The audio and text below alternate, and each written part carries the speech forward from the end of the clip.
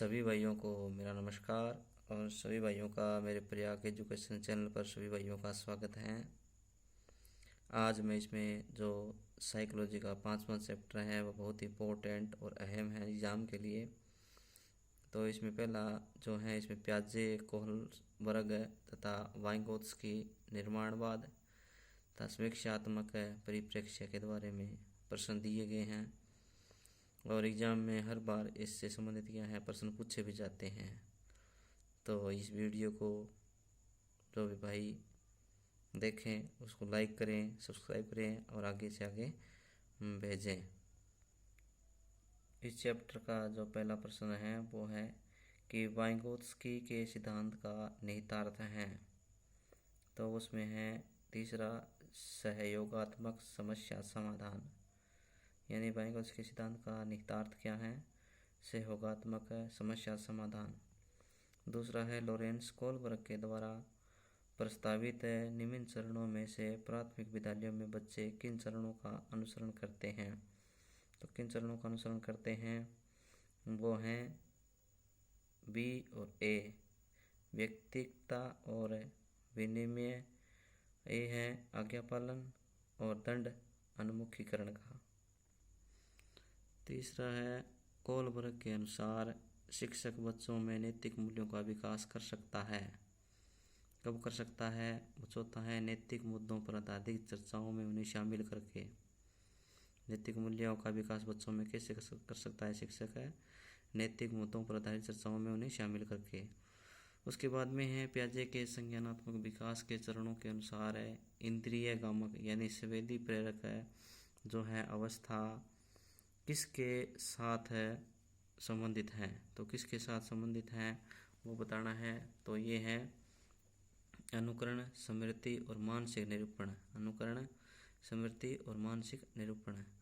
उसके बाद में अगला क्वेश्चन है 5वां, वो है कि वाइगोत्स्की बच्चों में सीखने में निम्नलिखित में से किस कारक है कि महत्वपूर्ण भूमिका पर बल देते हैं? तो किस पर बल देते हैं वो हैं सामाजिक। वाइगोत्स्की किस पर बल देते हैं? सामाजिक पर।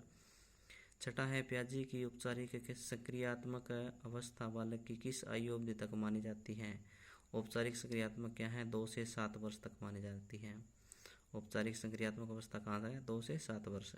उसके बाद में 7वां है कि बच्चे दुनिया के बारे में अपनी समझ का सृजन करते हैं।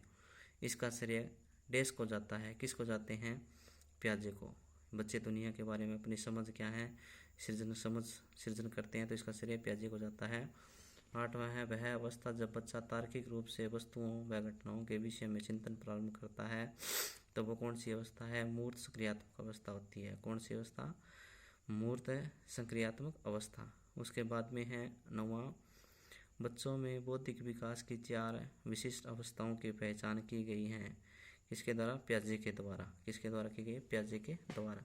10वां है प्याजे के अनुसार निम्न में से कौन सी अवस्था है जिसमें बच्चा अमूर्त संकल्पनाओं के विषय में तार्किक चिंतन करना प्रारंभ करता है? तो तार्किक चिंतन कब करता है? औपचारिक सक्रियात्मक अवस्था यानी 11 वर्ष से ऊपर की अवस्था में। उसके बाद में है शिक्षा मनोविज्ञान की दृष्टि से निम्न में से कौन सा कथन सत्य है? तो शिक्षा मनोविज्ञान की दृष्टि से निम्न कौन सा कथन सत्य है? वो है बच्चे अपने ज्ञान का स्वयं सृजन करते हैं। 12वां है घटना और वस्तुओं के बारे में एक बच्चा तार्किक रूप से सोच सकता है। प्याजे के चरणों के संबंध में क्या है? सही कथन क्या है? तो वो है मूर्त संचालन प्रक्रिया। उसके बाद वाइगोत्स्की ने बालक विकास के बारे में क्या कहा है? कि वह सामाजिक अंतःक्रियाओं का उत्पाद होता है। सामाजिक अंतःक्रियाओं का उत्पाद होता है। 14वां क्वेश्चन है कि बच्चों में आधारहीन आत्म चेतना अवस्था का संबंध किसके विकास की किस अवस्था से संबंधित है? तो वह है किशोर अवस्था से। 15वां, वाइगोत्स्की के अनुसार किसी बालक के विकास की सबसे महत्वपूर्ण योगदान निम्न में से किसका होता है? तो किसका होता है? समाज का होता है। निम्न में से किसने नैतिक विकास की अवस्था के सिद्धांत का प्रतिपादन किया? तो वो लॉरेंस कोहलबर्ग ने नैतिक विकास की अवस्था का सिद्धांत का प्रतिपादन किया। बालकों में नैतिक विकास को समझने के लिए जीन पियाजे ने निम्न में से कौन सी विधि को अपनाया है? वो है साक्षात्कार विधि को अपनाया है। 18वां, आप अपनी कक्षा के बच्चों में बौद्धिक विकास परिपक्वता लाना चाहते हैं, इसके लिए आप निम्न में से किसका चुनाव करेंगे? तो उसमें बच्चों के समक्ष क्या है, आने वाली समस्याओं को सुलझाने में उनकी मदद करेंगे।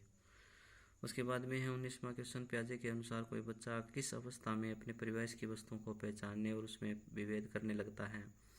तो वह है पूर्व सक्रियात्मक अवस्था में, पूर्व सक्रियात्मक अवस्था में। उसके बाद में 20वां है, बच्चों के विकास से संबंधित निर्माण एवं खोज का सिद्धांत निम्न में से किसने दिया था? तो वो है जीन प्याजे ने। नैतिक विकास की दो अवस्थाओं का अर्थात नैतिक वास्तविकताओं तथा नैतिक सापेक्ष का जो नैतिक सापेक्ष का जनक कौन है? तो कौन है? वो है प्याजे। कौन है? प्याजे। उसके बाद में अगला क्वेश्चन है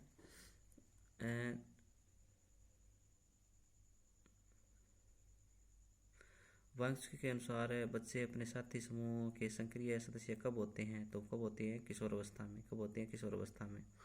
उसके बाद में अगला क्वेश्चन है कि प्याजे ने किसी बच्चे के विचारों में नए विचारों का समावेश हो जाने को क्या कहा है? तो क्या क्या है? सात्वीकरण।